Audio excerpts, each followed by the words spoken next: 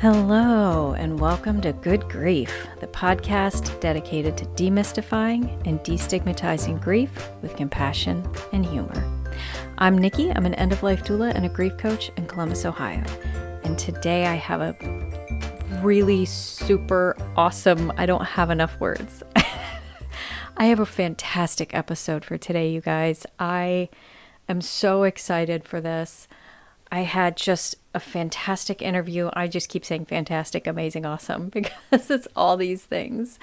But I had such a great interview with a friend of mine, Megan Lynch, which you'll hear here in a moment. But she reached out to me after finding my podcast and was really taken by my episode that I just aired a couple weeks ago as a rewind for disenfranchised grief. And she lost a stepchild many years back. Well, not that many years back, but a few years back, and has only just now been coming to terms with working through her grief on this because it is such a stigmatized and disenfranchised grief. So I won't go into too much more. I'll let you just listen to it. I cannot say thank you enough to Megan for letting me share her story. And I just really hope that this podcast finds somebody else who is in her situation and can give them some relief and some hope. Because I say it all the time, your grief is yours and your feelings are valid. But I can't emphasize that enough. Your grief is valid. I don't care who you are, what the loss was, how insignificant it might seem to other people. Your grief is your grief. And it is valid and it hurts. And yeah, I see you. I hear you. And I'm sorry. This interview was just so amazing. So I'm going to shut up and we'll get on to this interview this week with Megan Lynch. Thank you so much. Hey, everybody. I am here with Megan Lynch. Megan is a friend of mine. I've known her for a little while here in Columbus in the performing community. And she approached me with a very interesting subject that has been on my mind. And I thought this is now the time we need to discuss this. So Megan, I'm going to let you introduce yourself and tell us a little bit about what you'd like to talk about today. Great. Hello, I'm Megan Lynch and I am 42 years old. Live here in Columbus, Ohio with my husband, my rabbit, and my turtle. And I approached you on the disenfranchised grief because I recognized my own grief in that, which is that of a step parent. Back in 2010, we lost our oldest stepson, Ian, in an accident while we were on vacation. And it was sudden, it was tragic. And what you were talking about resonated. And I wondered if you'd ever explored that because I haven't really found much that I've identified with as far as processing it goes. Yeah. I know like in my life, disenfranchised grief is kind of what got me started on my whole journey to be doing this podcast and grief work in general, because I had been experiencing what I didn't know was grief for the longest time until I finally had a therapist like knock me on the skull and say, this is grief. And she explained what disenfranchised grief is. And I was like, oh my God, it is grief. I had no idea. So finally having somebody explain that to me so I could learn how to process it was huge for me. So, yeah. So you lost Ian, you said 2010? Yes, he was 13. Oh, and still, yes, it was that long ago, but still I'm discovering new things about my process. Absolutely. Yeah. Well, grief never goes away. I say that in every episode. It doesn't go away. We don't get over it. It just changes with time. I'm curious though, as a step parent, did you notice right away, like, did you feel right away, like, oh my gosh, I'm grieving this loss, or did you have like a separation with it? I'm just like, what was your thought process early on? So I have kind of a thing where it takes me a moment to actually experience my feelings, maybe 2 days, let's say. For this, it was a little complicated because Ian was electrocuted and where we were was so remote that the only two emergency service vehicles were out on calls and it took them 45 minutes to get to where we were. And then Oh, because we were remote, it took mhm. time to get to the first hospital, and Right. they were not prepared to deal with what we were dealing with. And he had to Right. be flown via helicopter across the bay to a bigger hospital. Okay. And then there was the initial declaration of brain dead, but Right. they wanted to have a second opinion, of course. Yeah. So then there was that as well. And because of grief brain, I'm going Mhm. to need you to remind me Yeah. of what that question was initially. Oh, Oh, it was if I felt it. See how much I yeah. dissociate? That's okay. So when I heard the news, I was traveling with my sister and brother-in-law to the hospital because my husband went with them in the Mhm. helicopter. There was only room for one. Sure. And my husband told me he was gone. Mhm. And I didn't feel anything. Right. Um, it was complete numbness. Mhm. Uh, I know I felt like I was going to vomit once we Mhm. got there.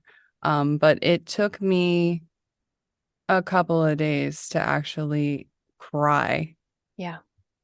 I would try to force myself to, knowing Mhm. that that was what I was supposed to be doing, but it didn't feel real. I mean, to this Yeah. day, I still feel like it isn't real, Mhm. that I just haven't seen him in a long time. Yeah. But yeah, it did take me a little bit to even begin to process. Um, Sure. because he was brain dead, but his organs mostly were viable. He had aspirated his lunch, which Oh, okay. was the last thing that I ever made for him. It was cheese Oh. sandwich. Um, Oh. he was his mother and father decided to donate his organs, which Mhm. the people with the Lifeline of Virginia, which is where we were, they were amazing. They really helped us through the process. But one of the things you don't really realize when, you're talking about organ donation, you think about the life-saving Mhm. aspect of it. But we had to answer an entire questionnaire on his life. And it was a short 13 years of life, but, Yeah. medical questions, things like that. And that was one of the first moments where I realized all of the stuff that he wouldn't be experiencing, Yeah. you know, because a lot of the questions were more for adults. Mhm. And yeah, it was, I still struggle with that. We did do the Dash for Donation a couple of years. Because he ran track and he was a soccer player, and he had asthma. So his number one goal was like to beat the asthma and Oh. overcome that. So he would push himself really hard and do more activities and things like that. But we would run. Well, I would walk. I'm not a As runner either, so Team Cheetah. Running, I did learn to run because I was trying to connect with him, yeah. And you do get that runner's high, but if you fall out of it, ooh, it's hard to get back. I think I've felt that runner's high maybe twice after. I guess I wasn't running right. I don't know. No. Anyway, So yeah, it was a real process. sure, sure. Yeah, and just to go back a little bit when you said you just didn't feel anything right at the Mhm. beginning. That first of all, that's for anybody listening, that is 100% normal. I don't think when my mom called to tell me my brother had passed, I don't think I cried. It might have been later that night, but like it was unexpected. And especially if something is sudden like that and tragic and unexpected, it's hard. It's honestly, it's your body's way of protecting you. It's your mind's way of protecting you because it gives you a second to process all that information before you start feeling it. Yeah. So I can feel that very Mhm. much. So, and um, what a cool thing with your Dash for Donation. Is that what it's called? Yes. I feel So like I've it heard of that was before. yes, it's Lifeline of Ohio, Hmm. and they do it every year. People would sign up to Hmm. run, and we would get the t-shirts and we would put little dots on it because his nickname was Cheetah, because when he was in the fourth grade, he wrote a little poem, There's a Cheetah in Me. And it was about Oh, wanting to run free. And it was very sweet. And they put it on the back of his memorial card at his service and That with a is, picture, really nice picture of him on the front. yeah. So Oh. we would, you could see us with the little dots all over our t-shirts. They have these bright green t-shirts. So but we did stop. Okay, so here Okay. one of the years a very good friend of mine was running with us, and he had a heart condition we were not aware of, and he had Oh not been feeling no. well that day. My Aunt Michelle and my friend Jessica Sprouse, we were walking, now Jessica Ward we were walking, and I saw these legs on the ground and a whole bunch of EMT all around.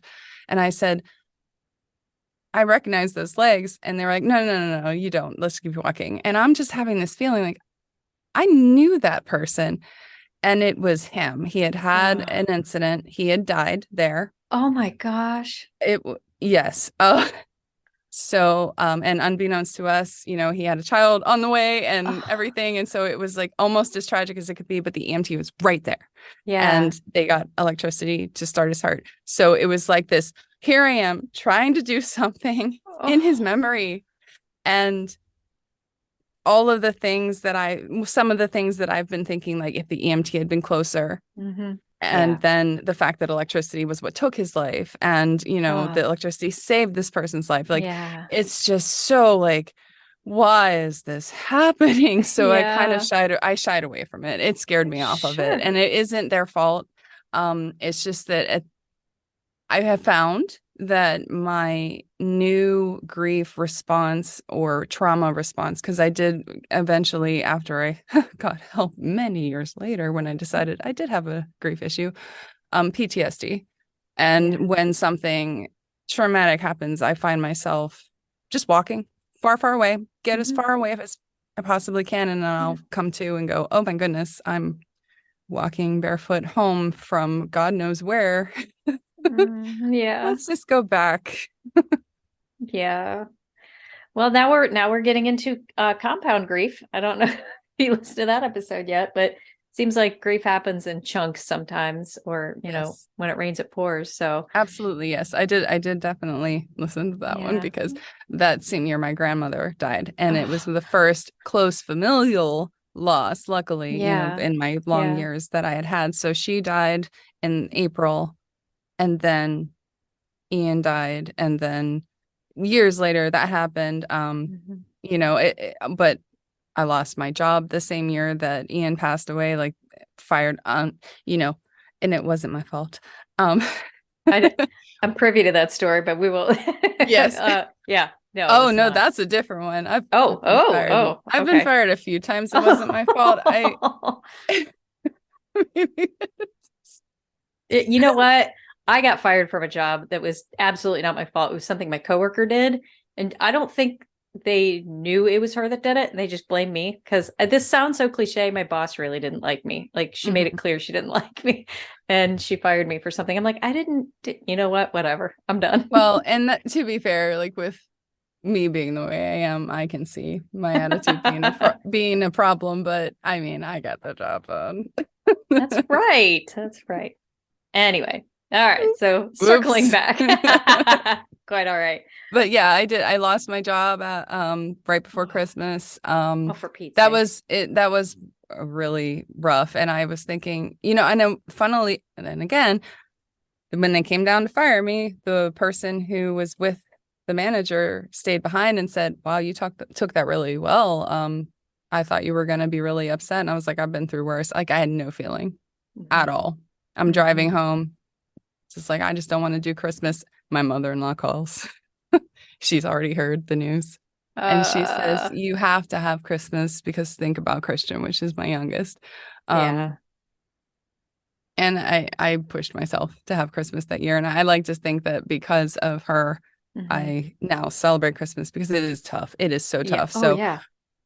I didn't know what to do with my feelings, and I do a lot of avoidance tactics. And Mhm. so I started collecting Christmas stocking toys and putting them in Christmas stockings on, I think it would have been his 16th birthday. And we donated them to the Holiday Wish program for Mhm. Franklin County Children's Services. And they would use them for last minute intakes, which, how Oh, heartbreaking. But things kind of fell apart during the pandemic. And then, so we didn't get that back and going. But at the same time, I mean, if you think about it, he would be 26. So I don't know if we'd be doing Christmas stockings the way we used to. But that really, the way that all of the things that you do, the large things you do in memory of somebody, it takes a lot of effort to keep that going. And I am so inspired by people that can keep it going, but I lost the energy too, because I'd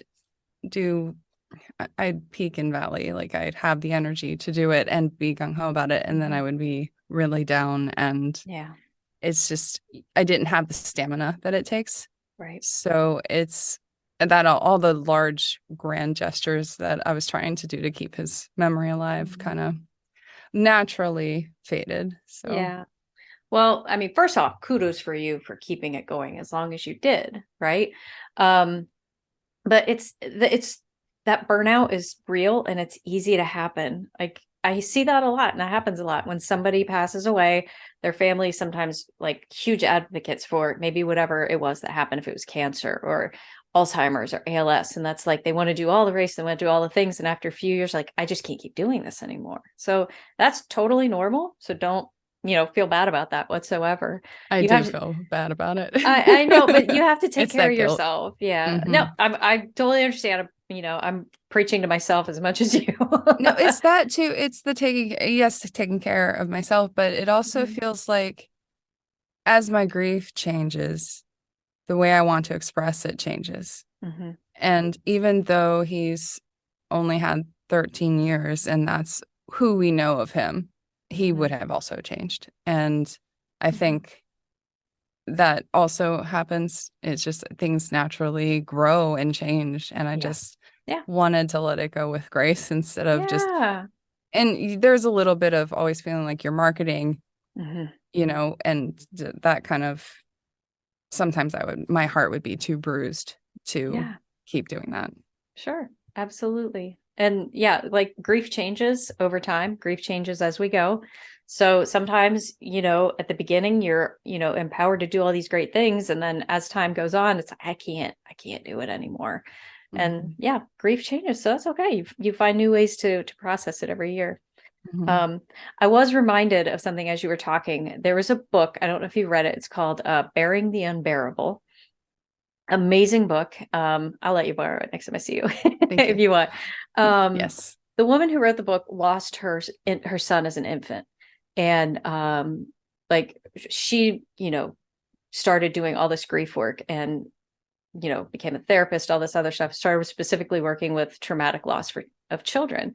But in the first couple of years her son was gone, she would find herself just wandering around like you without her shoes on sometimes. But she just happened, it was the Christmas Eve, and she just happened to find herself in a toy store. And she was like, why am I even here? I don't, my son's not alive. And without even thinking, grief brain took over, and she just bought all these toys, and she walked out. She was like, now what? And she just went to the nearest like childcare center, and she was like, I have all these toys, I just want to give them to your kids. And like it was Christmas Eve, they were getting ready to close, but they were like, you bought the exact amount of toys as kids we have here today. And like everything just worked out perfectly. And she was like, I don't want it. She just wanted to drop it off and be like, I just don't want it, whatever. I don't need to donate. It's not a donation. Don't take my name, whatever. But she just got to her car and just bawled her eyes out for hours. And she started, she kept doing that for a while and then eventually stopped. But so our grief changes over time for sure. So, I should have done this earlier. I like to give people a little opportunity to tell us a little bit about Ian. Like, tell us a little bit about who he was and what made him so special. So I met Ian when he was 5 years old. He was a spitting image of his father. So they nicknamed him Mini Cristo because his nickname at work was Cristo. So, but he looked just like him. And he was his father's best friend. He was just a light. He was very mischievous and fun. His giggle was infectious, and he was a friend to everyone. That was the remarkable thing one of the very many remarkable things is that a lot of people came up to us, kids in his class and other kids that were in the school, and they had all these really good memories of Ian.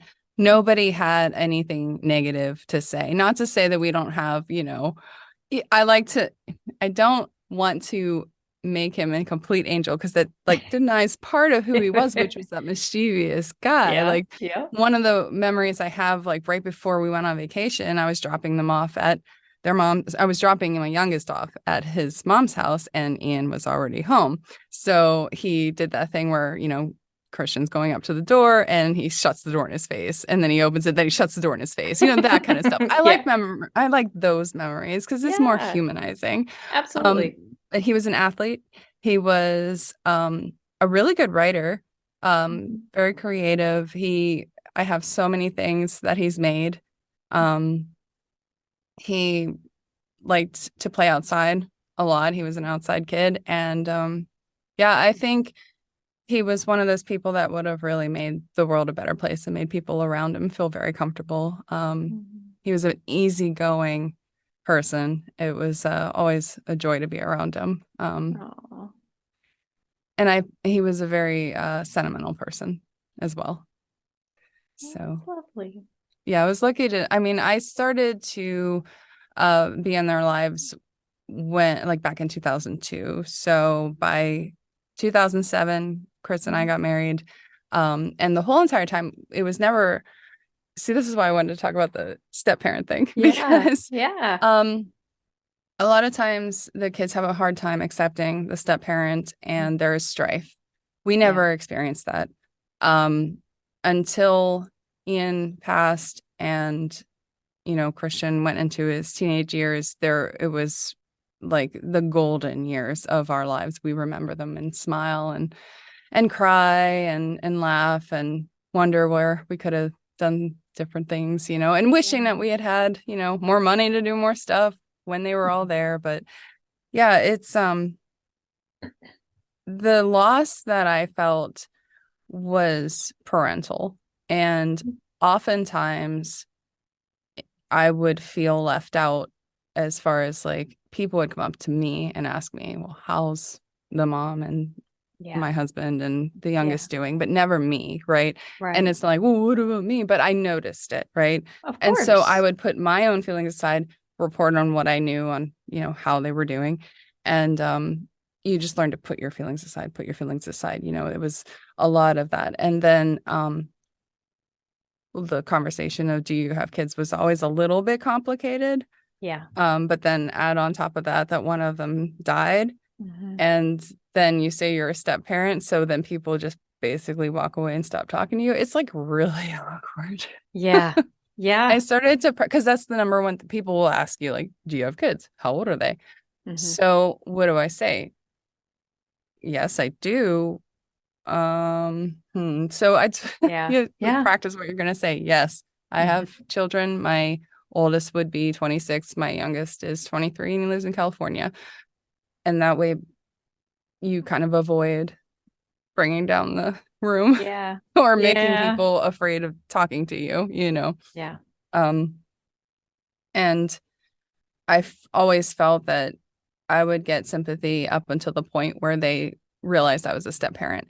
And it's not even just a step parent, a stepmother, because, like I said, I'm still learning about what I'm actually feeling, because I've put aside my process so many times, even in moments when I had an opportunity to work on myself. I would talk about work or my, what my calling was and how I missed out on that, anything to avoid talking about what was really eating at me. But I would see people kind of discount it. It's just the stepmother thing. And it turns out that it's a lot of sexism, a lot of misogyny, which, if I think back on it, if you want to put a gender on it, I was more of a stepfather.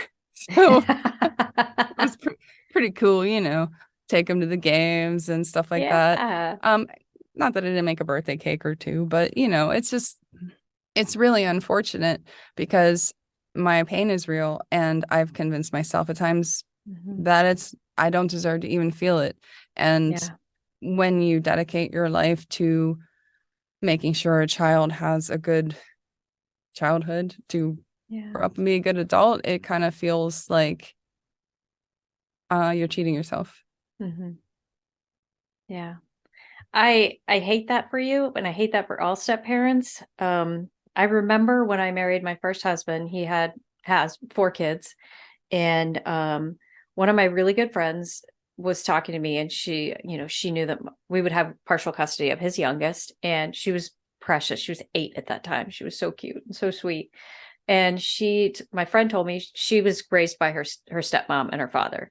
And she was like, you will be surprised. I know her mom's still in the picture. You'll be surprised how much of your personality she takes on, and how much, with you guys connecting, like the bond you'll form, and that she will take on aspects of you as much as her own mother. And I was just so like appreciative of her telling me that, because I just had this fear of like, am I going to be that stepmom that's like, you're not my real mom? But that never happened. My stepdaughter was and is an amazing person, and she was so sweet, and we took to each other wonderfully. And when I had to leave my husband, it was devastating. Obviously, I won't compare my loss to yours, but it was devastating to leave her behind. And it was always my fear that I would have that. We weren't married super long, so I didn't get a ton of it. But every now and then, like if I'd pick her up at school or, be with her somewhere, and they would say like, is this your daughter? Because we didn't look anything alike, obviously. And I would get weird looks like, oh, the stepmom. Okay. And it's like, I'm still a parent. Yep. Every bit. I think step parents get the shaft sometimes. Yes. And I, with the loss of that relationship, I mean, that is, I think was the ambiguous grief that I was just recently listening to. Yeah. Because they're still there. It's a loss of a relationship. Things have changed. Yep. And I know in my life, Chris and I were together since 2002, but we didn't get married until 2007. There were some times when the kids were like the reason that I worked through things. Not that I wouldn't say the reason that I stayed, but when things get rocky and you're just like, I'm in my 20s and I kind of want to be an actor. So you're like, no, I'm going to recommit to this life that I'm building. And it was so important to me. And, you do start to wonder sometimes I do start to wonder sometimes, like, why am I where I am at? As far as like, I am living in a life that I didn't see myself living, and don't understand how I got here. Oh, it's because I used to have kids. Yeah. Yeah. And honestly, like, not to keep talking about myself, but please do. But when I left that situation, I mean, first of all, I went from a house with a husband and a daughter to me all by myself, and not having kids of my own, especially, and not having kids with my current husband, or stepkids or anything. It's different. It was an adjustment period, because I'm like, I'm not responsible for another human right now. Just myself, which is always weird. That's what I think is weird. It is so weird. I started out my life with children, and now I'm in the emptiness and, portion. And it's just, and there's an age difference between my husband and I. I went after him, just for the record. So it's for me to be in my 40s. It's kind of like I should still be maybe helping raise children. But, I never really thought about having my own. It was just he came with kids. And, as far as the stepmother thing, I never wanted to replace mom. I was just my own separate entity. And that's the specialness that was the relationship I had with both boys was, I had my own relationship with them. I got to know them not as dad's girlfriend, but as, somebody that they can trust, someone that they can count on, and someone that would be there. And I think after Ian died, there was a part of our lives where we all kind of, Christian and Chris both went internal. I can't speak to their process because that's personal, but I was isolated, and I'm not putting that on my stepchild. Like, that's not his responsibility, but my partner wasn't available. But then you also think this was his buddy. This was his son. Yeah. I'm not going to put that on him. Like, I got to deal with this myself. Right. So I went Absolutely. internal, and I always isolate anyway. Mm-hmm. But it was like this weird moment where I was standing on our steps. I had been talking. Neither of them were paying attention. And I realized how alone I was. And it bothered me for the first time, like how alone I am. I'm dealing with this Yeah. stuff. So I went whole hog into performing. Mm-hmm. I would work my full-time job, and then I would do shows at night. Um, and that was my escapism. I created an Mm-hmm. entire character, truly. And truly had no problems. Truly, was Yeah. fun to be, and I can escape. And I had a purpose again, because like I Mm-hmm. said, I would find myself going, okay, well, Christian doesn't, need me, which, is just except for, food and, you know, Yeah. house over the head or roof over the head kind of thing. Yeah. Like emotionally, I'm not able to be there, even though I'm there. It's just Yeah. not something he's accessing. He's not into it. Um, my husband's light years away. I'm just not going to deal with it. So, not them. I was there for them, Well, but for yeah, sure. myself, I was not going to deal with my pain. Mm-hmm. I was going to shove that aside. And it was easy to do because, it was so, well, you're just a step. Not that anyone ever said that, but Right, right. it's behaviors It's and implied. attitudes that you're not as sad as everybody else. It's like, Mm-hmm. I don't need to prove this. I'm Yeah. not going to try. That's kind of crass. But Yeah. um yeah, it was a rough couple of years, and I think that unfortunately it was the most turbulent for my youngest as well, because he was going through high school and Uh, things like that, and it was yeah, yeah. yeah, it was not fun, Yeah. but I still wanted my family so Mm-hmm. much. Like, I missed that, Yeah. the four of us, the being a family. This was why Mm-hmm. we got married, to try to, solidify it. And when it starts to feel like it's falling all apart and there's really nothing you can do. I Yeah. know it sounds like all I did was run away, but I tried for a couple of years. Yeah. But you No. can't drag somebody out of their grief, No, you can't. especially a parent. You're not going to go, okay, Yeah. you're done grieving, because I hadn't even begun. I Yeah. hadn't even begun to grieve. It took me years Mm-hmm. to realize that I had problems. It was 2018 Oh, when I finally wow. went and got help, and I didn't I didn't tell my husband or anything. I just went and I Mm-hmm. got myself help. And it messed up my life, but it also fixed my life. Yeah. It took a lot of fixing. Yeah. I was diagnosed with PTSD, which I fought that diagnosis until the medicine started working. And I Yeah. wasn't having night terrors and flailing about on the floor and things like that. Yeah. So in short, it's like all of these things, even, I mean, I've got medical bills to prove that I'm grieving just as much as a parent would grieve. And still I'm telling Yes. myself, I don't deserve to feel this, because I'm letting society Mm-hmm. and, a couple of bad years with my youngest Mm-hmm. inform all of it. You start Yeah. to doubt yourself, you know. Absolutely. Yeah. And I wouldn't even say they were bad. They were just turbulent years where, Mm-hmm. you know, he didn't want to be parented by a third party. That's when that started to rear its Yeah. head, Oh, because it geez. could, right? And it's like, Yeah. just like, I don't like you telling me what to do. Okay, well, I've always been a parent. Yeah. Well, Uh, Ooh, yeah. It's irritating to me now, and now that I recognize this, and I've learned a lot about grief and grieving, when anybody feels that it's okay to judge somebody else's grief mm, in or even how we judge our own. Like you kept saying multiple times how you felt like you didn't deserve to be grieving, or you had no mhm. place to grieve this loss, which obviously we all know now, and you know now that you do. Um, but I definitely had experienced moments with that. I've heard of other people experiencing moments with that. When my brother passed away, everybody was coming to me like, how are your parents? How are his kids? And it's Mhm. like, I suffered a loss too. But you can't just say that. You'll be like, well, like, yeah, I guess they're more important. He's got two little kids, and my parents Yeah, lost their only son. And, it's like, yeah, I guess my grief really isn't important. And I was able to. And you also like worry about that person's Mhm. comfort too. Like they're, Oh yeah. it's how do you know what to say? Like, Yeah. I've had a Yeah. lot of people come up and say some weird stuff. And my mom would say, like they're just not comfortable with, it's like, how is it easier to ask how other people that aren't standing right in front of you, like, Yeah. how is it not easy to say, how are you? And Yeah. connect with the person.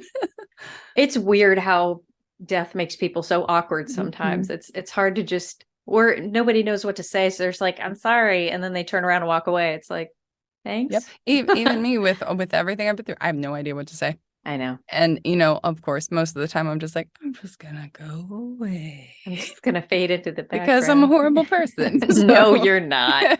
It's hard. And even like I consider myself a grief professional, and sometimes I still don't know what to say. If somebody just Mhm. tells me like, oh, my dog died last night, it's like, shoot, man, I'm sorry. And Yeah. then I just stare at him for a while. It takes me a minute Mhm. to reconnect, like, oh, okay, grief, let's talk about this. Yeah, so that's totally normal too. So you got help a few years ago. You started processing your grief. How is everybody today? So, my husband and I are tighter than ever. I am surprised with everything that we've gone through that we are as in love as I mean, even more in love than before. I It's so silly, I'm but making it's cute true. faces for people listening at home. It's true. Because we have that shared life experience and we love to go back to that time. And now that we realize that the pain's going to come with the good feelings and that's Mhm, okay. We indulge in the memories and mhm. we put up a big it's huge. It takes up an entire wall that's like up the steps of all the kids' artwork, like through the years. It looks like a quilt. Oh, I And love it's like, that. yeah, and I love it too because it's a reminder too of like this is why I'm an office worker, and not an actor and living with six other people in a warehouse. Like I chose the family life and it was Yeah. worth it. It was worth all that. Um, and I think we can both express our grief in a healthy way. I still have a hard time putting it into words, Sure. but he's pretty patient with me. So, and then our youngest, he actually went into trauma release and social anxiety coaching. Okay. So he's kind of on the cutting edge in that it's like real primal release. Just I think sometimes that because he had so much trouble, he was 10, expressing what he was Yeah. feeling, that this form of release for him is a good one. And so Mhm. he's I think he's gotten certified and he's doing his thing, helping other people. Wow. Um, yeah, and so and again, it's his grief journey is his own, but it's kind of hard to not say, well, you probably do that because of what you went through. Hmm. um but I think he also really enjoys it, so that's good. And he says that he's made his peace with it all, and the last time we were together, because he lives in California, I saw something in his eye that made me think he was actually happy. So I I think he's doing okay. I mean, of Good. course, think about this. Of course, you could get this that it was somebody that was with him his entire life. He's Hmm. the youngest one. He's never known Yep. his life without his brother. And then Yep. suddenly he's gone. And Hmm. when they were so tight that when I first met them, Ian would talk for Christian. um, and they always had matching little Superman PJs and they had to have the same stuff. And at birthdays, they would do a brother present so the other Oh one my didn't God, feel that's so left out. And yes, oh, they were tight. And then, of course, Ian gets a little older at that age where he wants to hang out with his friends. And there's cute. that Yeah. loneliness that Christian would feel because he struggled socially. Yeah. And he and I would hang out a lot. I don't know that he remembers it, but Christian and I would hang out a lot and we would have silly conversations and Hmm. make artwork and stuff like that. And when his brother first passed, I would try to do, art with him to try and help him express, because I had a friend who was an art therapist who gave me some suggestions and stuff like that. So I tried to get him to open up more like that, but you can't Yeah. force things No.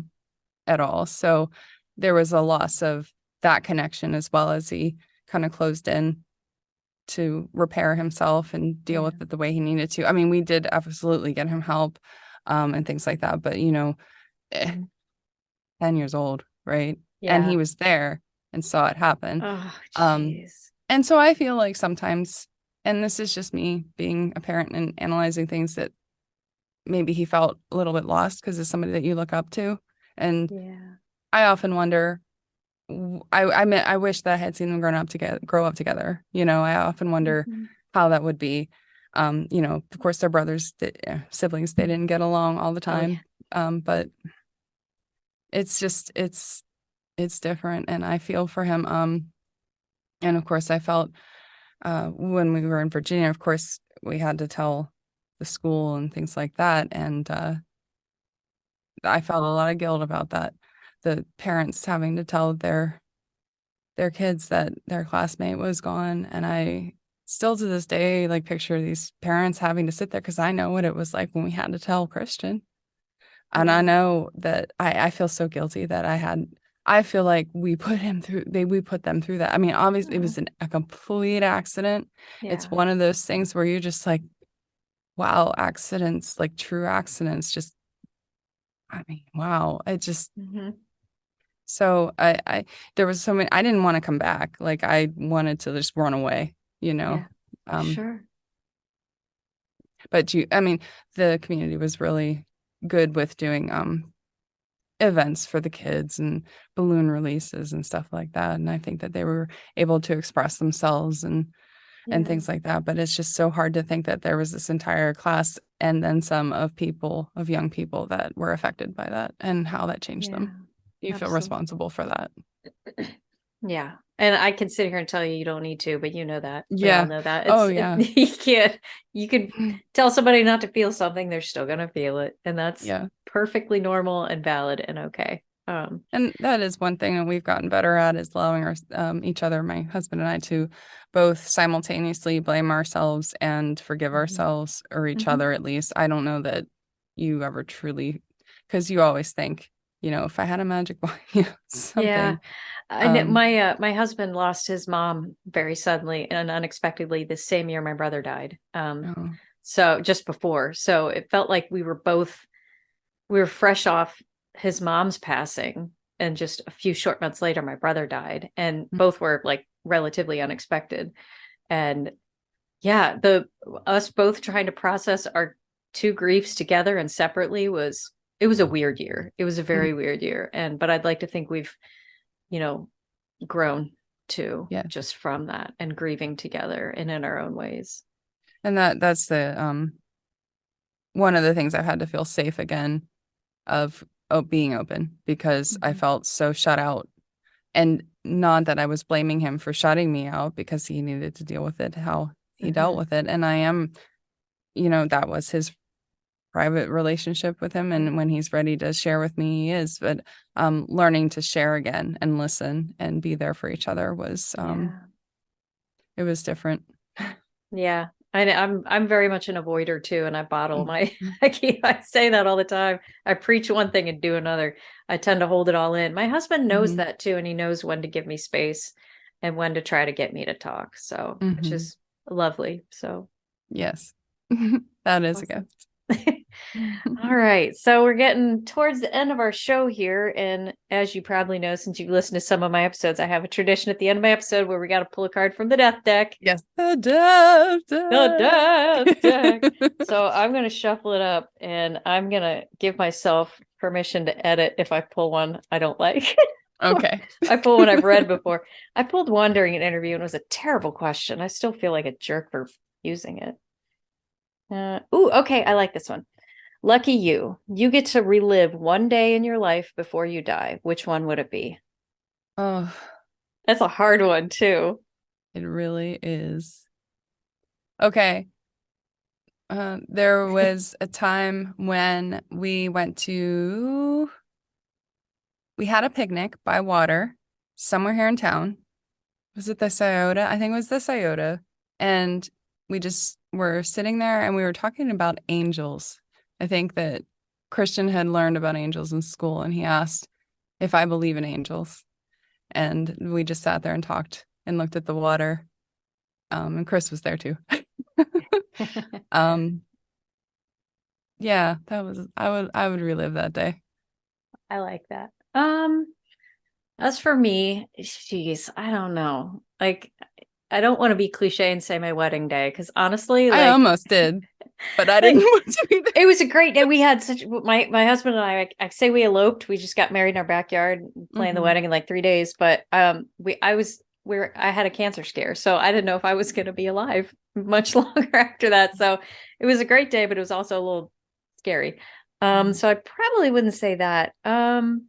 I would, it's a weird one to pick, but one of my favorite that my husband didn't travel much growing up. And I've been very blessed that I've got to travel a lot when I was growing up. And his sister was getting married in Florida and he'd never been south of Ohio. So he'd never been like that far south. So we drove down and he got to see a palm tree in person for the first time. And just the look on his face of getting to see like a real palm tree, and the cotton fields were blooming at that time too. So, and I'd never seen cotton blooming. So we both got to like see all these firsts for the first time, and just like getting to see the joy on his face. Just see, it's so silly, just a little thing. But I would love to see that anytime I've taken him somewhere he's never been, just seeing the joy on his face of getting to experience something new like that is beautiful for me. So any of those days I would happily relive.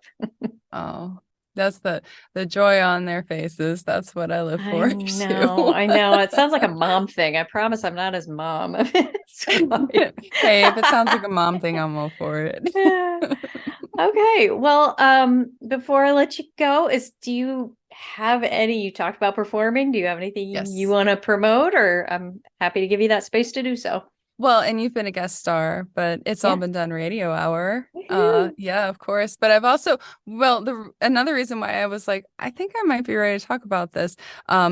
With It's All Been Done Radio Hour, there's also a Star Trek podcast. I think it's called It's All Been Trekked. I should know what it's called because I was just on it. And of course, he gives us an assignment, and it's the episode where Deanna goes into her mother's mind, spoiler alert, and finds out that she had a sister and her mother was blocking out the memory of her dead child because she could not handle the shame and the guilt of it. And I was like, did he do this? Did he know? I don't think he did this. But I had so much to say about that episode and so much to give. And people were just like, I don't want to talk about dead children.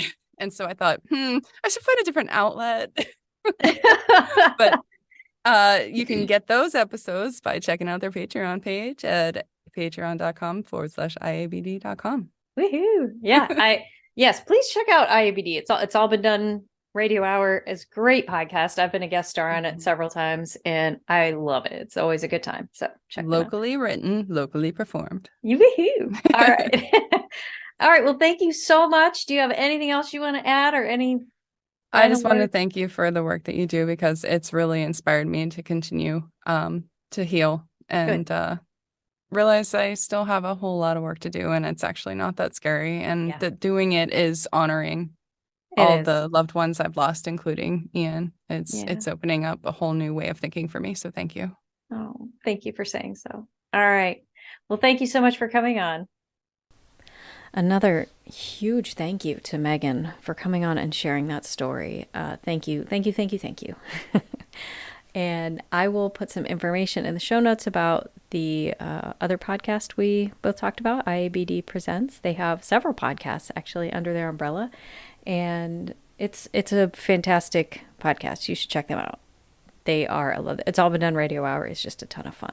Anyway, another big thank you to BetterHelp for sponsoring this episode. The folks at BetterHelp are here to help you. It is the world's largest therapy service, 100% online.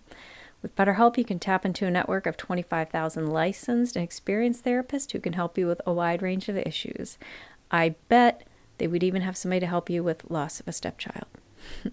To get started, you just answer a few questions about your needs and preferences, and BetterHelp will match you to the right therapist from their network.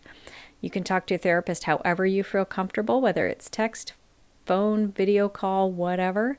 And you can even message your therapist at any time. You can schedule live sessions when it's convenient for you.